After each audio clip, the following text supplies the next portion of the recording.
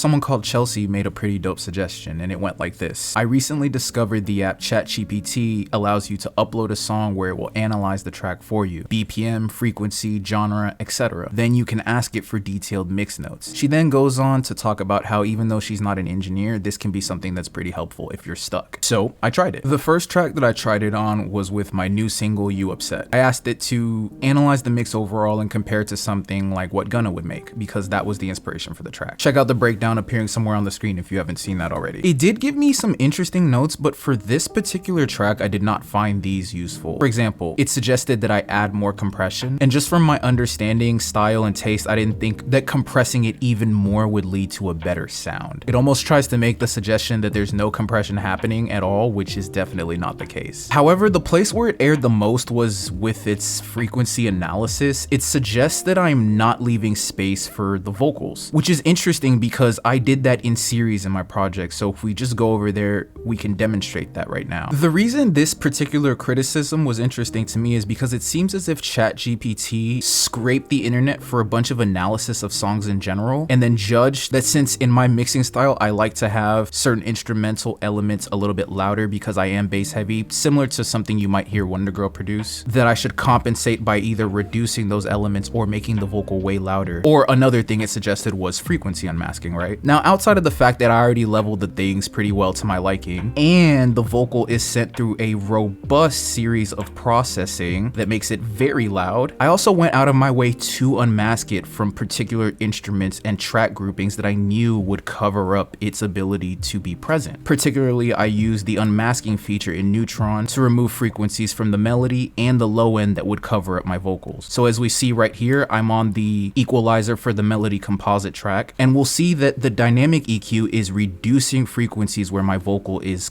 clashing with this instrument group. Double my cup, double my ice when we fuck, she look in my eyes. Tell Lil Bro cut all that, yeah, get back to back in my fries. Anywhere we see that orange is where these two signals are clashing, and since I'm on an equalizer for the melody, what I'm doing is reducing volume at those frequencies so that those frequencies in my vocals sound clearer without me having to do anything else. And OpenAI is saying that I didn't do this. Further, the melody wasn't the only place I did this, right? As I said, I also did it on the low end for this composite track right here. So if we play it again, you'll see that anywhere that orange is playing, this static EQ is reducing the volume of those frequencies so that my vocal can be a little louder. Double my cup, double my ice when we fuck, she look in my eyes. Tell Lil Bro cut all that, yeah, get back to back in my fries. Pussy ass nigga cry me a river, I'm surfing that shit for life. Fuck your bitch and gave her back, you crying bro, that's life.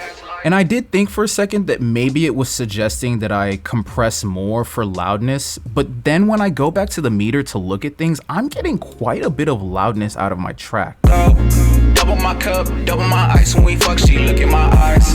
Tell Lil Bro cut all that, yeah, get back to back in my fries. I would say my track is very, very loud. So for that first demonstration, I didn't feel like ChatGPT gave me anything useful, but let's continue. So the next track that I tested this on was with a collab that I'm doing with my homie Treby. It should actually be dropping this month on my Beats account on Spotify, so do be on the lookout. And I might even break it down here. That being said, I passed it through analysis in ChatGPT and it gave me, again, a very interesting list of things. Now, because this track is still in the demo stage, I believe some of these notes could be a little bit more useful, but again, I really do want to take this with a grain of salt. So let's take a listen to a section of the beat so far.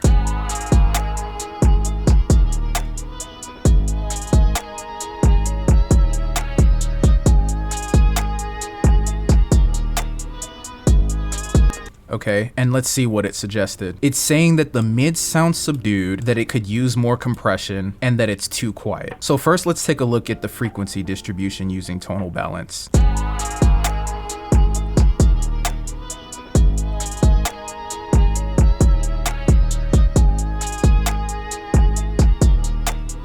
That is actually accurate, and again, since this is unmixed, these notes will actually be more useful. So something we can do to fix that very simply is we can go over to band for band, drag over this soft clipper preset in here instead, link the equalizer. By the way, you can find my band for band kit in the description below. And using this equalizer, we want to accentuate the frequencies that tonal balance says we're missing.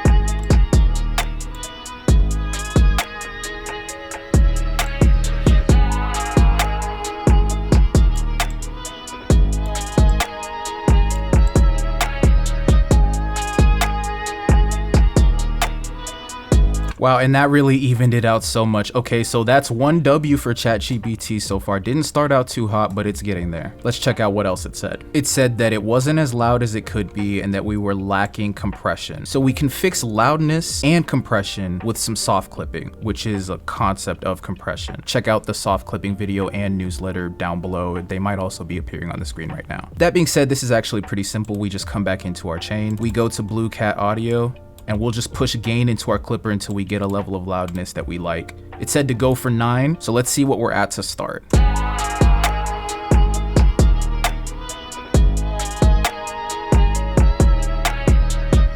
At about 11, okay, so let's push and see what we can get out of that.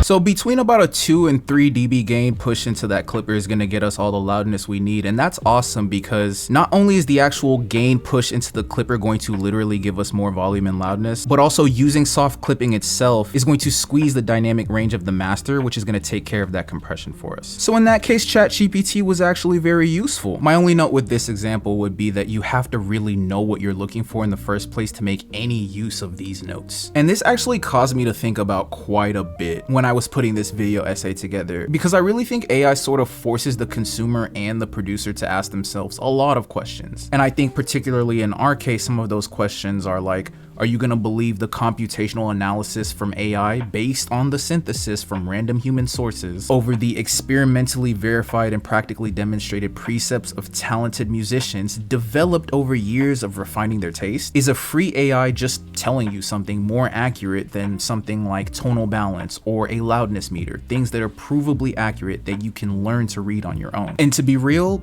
I don't know what the answer is. Let me know down below what you think. What I can say is that my head hurts just thinking about what ChatGPT gave me in terms of analysis, and it genuinely didn't make suggestions that will make my music better for the most part. Because again, those notes were only useful because I knew what it was talking about in the first place, and as you guys see in every video, those are things I literally do in every track. Take it with a grain of salt though. That's just me, a professional, making a professional judgment about his professional work. If you take nothing else away from this point, let it be that you have to avoid the creative tendency to complicate things. You kind of want to avoid the top-down approach that ChatGPT forces you through, where you have to start with the most complicated concepts and tools and work your way down. While all of it is something that's cool to mess around with, your music itself will get better if you just learn the fundamentals that have been around since the beginning of time. It's kind of like how ChatGPT could actually give you a bunch of fitness advice about how to lose weight. It could give you a whole essay. It could write you a book on it. It could give you all the new fads and all the latest inventions and gimmicks and supplements and stuff like that. But it is instantly verifiable that no matter what it says, the best answer will always be less calories in, better quality of calories, moderate amounts of exercise, decent sleep, blah, blah, blah, blah, blah. The boring stuff, right? And I think it's exactly the same with mixing actually. The simple, boring stuff